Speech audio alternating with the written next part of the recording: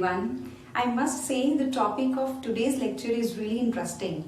But the name of the essay is little paradoxical to my statement. The name of the essay is Bores and it is written by E.V. Lucas. I think we are using this word bore more often nowadays. What does it mean? What is boredom? Well, we can say that it is the state of being disinterested in our surroundings, having nothing to do or feeling that life is dull. But E.V. Lucas has taken up a different aspect of this boredom. He is talking about the boredom which is caused by others. He is talking about the people who are bored. There must be many people in your life too whom you consider bored, whom you avoid, with whom you don't want to spend any time. He has given definition of these bores. He has described the causes of boredom and types of bores, and he has even provided some of the remedies. E.V. Lucas was a prolific and versatile writer, and he was a keen observer of men and manners, which is quite evident in this essay too. He wrote many novels and he liked to call his novels entertainments. He is regarded as the prime mover in revival of light-hearted essays which became very popular later on.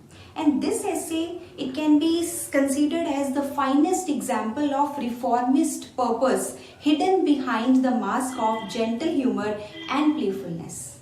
He says, one requires a sense of superiority, assurance and self-confidence to write about bores. Because nobody is ready to consider oneself a bore. A true bore is always unconscious of his borishness. In fact, even the greatest bore thinks himself to be the most pleasant man. He thinks that he is most companionable of men. Now, what is the cause of this boredom? Everybody has some fixed ideas to give, and those fixed ideas of few can be the cause of boredom for many. In fact, even the most pleasant men can have some odd experiences. Secondly, egotism is the foundation stone of a bore. And every time a bore has some kind of experiences, he thinks that his personal experiences are invaluable and very interesting to others. He likes to discuss his house, his wife, his children, his car, his garden, his ancestry, his instincts, his clothes, his humorous ways with the waiters, his victories. These are the things that he wants to discuss with others, and thus he creates boredom. But one thing is very strange about the bores, that they are generally very happy. Why? Because they have so much to talk about. And they always get an audience. They are sure of an audience. They always find people who are willing to hear them. Now, why and how they find this audience?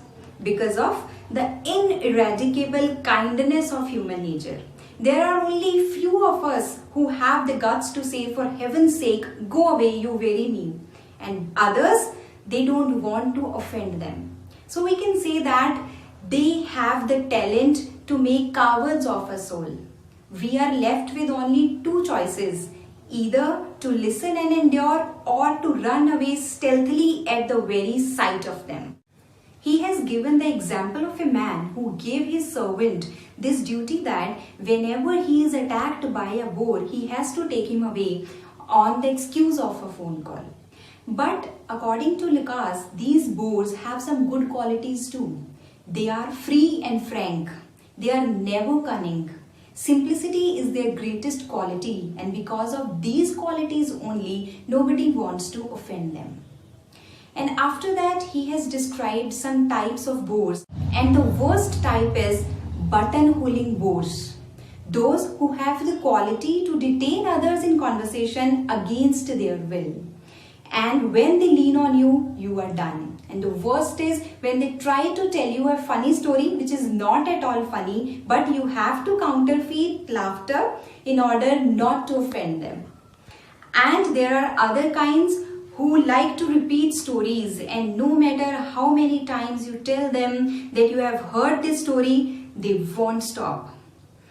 And in this case, you are helpless. because they will go on repeating the same stories again and again. They believe in the principle of living and let living, but they would never let you have your own way. There are some who pretend to have a good sense of humor, but in reality they only tire out and bore. Now, what are the remedies? According to Lucas, bores are generally thick-skinned, who cannot be shaken off just by gestures and indirect hints. So he has provided us with two ways. First is cultivate the habit of thinking truthfully aloud. How can this be helpful? Let me relate a story. He has given the example of a man. He contracted the habit of thinking aloud, and often his words were at variance with his thoughts. Once he met an acquaintance at St. James Street, and after meeting he muttered quite audibly to himself, "What a nuisance meeting this fellow. I have always disliked him, but since we have met, I suppose I must ask him to dinner." And after some time he went to him, and in very cordial manner he asked, "Would you like to dine with us today? Won't you?" So by doing this, he gave vent to his inner feelings, and it provided him with some kind of strength to tolerate him. And the another way is to be totally offensive and telling him you are a nuisance. And of course, this is very difficult. So basically, there is no remedy against bores except total evasion. Because no bore is ever going to say you, no matter how many hints you give, "I'll avoid this man in future. I know I bore him." These bores, they often get inspiration from weekly humorous papers, and they repeat those stories in front of others.